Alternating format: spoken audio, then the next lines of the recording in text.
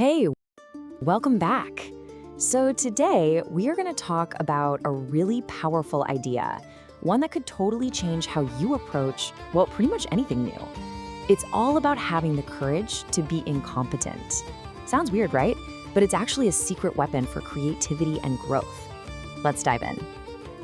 So let me just start with a question that probably hits pretty close to home for a lot of us. Have you ever wanted to learn an instrument, or maybe start a new hobby, or even just share a new idea, but something stopped you? Yeah, for most of us, it's that deep, nagging fear of looking stupid, of being the one person who just doesn't get it. You know, this fear actually has a name. I like to call it the perfection trap. It's like this invisible cage we build around ourselves, and it paralyzes us before we even start. So let's take a closer look at why we're so terrified of taking that crucial first step.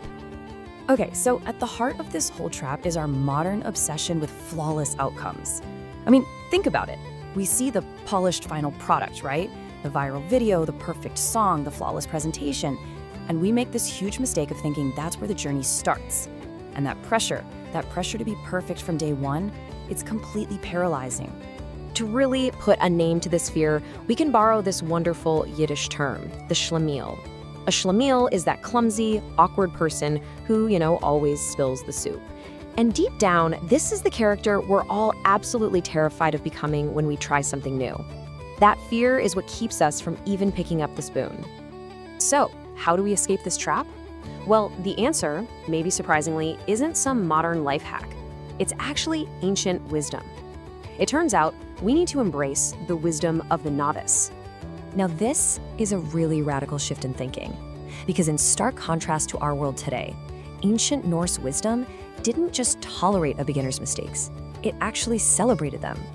Being flawed and clumsy wasn't a sign of failure, no. It was an essential, even honorable, part of the whole learning process.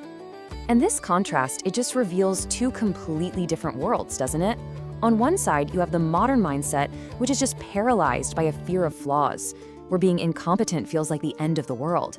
But then on the other side, you have this incredibly empowering Norse wisdom that says, embrace being clumsy, value the process, and see incompetence for what it really is, which is simply a starting point. Okay, so understanding all this is one thing, but how do we actually apply it in our own lives? Well, that's where we get to something called the freedom formula. Think of it as a practical tool that takes this ancient wisdom and helps us make failure our ally, not our enemy. The core idea here is really simple. I mean, just think about it. When are you your most playful and creative self? It's when the stakes are low, right? When you're just doodling in a notebook, not trying to create a masterpiece. Or you're humming in the shower, not performing at Carnegie Hall. Our creativity just explodes when the price of failure is basically zero. So it breaks down into three pretty simple steps. First, you've got to identify your fear. Name that inner schlemiel. Are you the awkward dancer? The terrible painter? Get specific. Second, minimize the stakes. Don't set out to write a brilliant novel, just decide you're going to write one really bad page. Make failure cheap.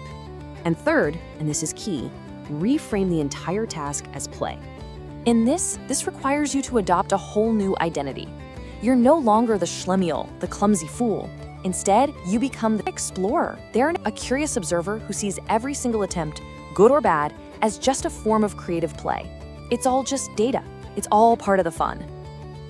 And that brings us to our final and maybe the most important point of all. This isn't just some friendly suggestion I'm giving you. I want you to consider this your official mandate for action. Seriously, I want you to let that sink in for just a moment. Right here, right now, you have permission to be bad. You have my permission to write the terrible first draft, to sing totally off-key, to be an absolutely clumsy beginner. That permission, that is the key that unlocks everything else. So I'll just leave you with this question. Think of that one thing you've been putting off. That thing you were afraid you weren't good enough to do. Now that you know that failure is really just another word for play, what are you going to try?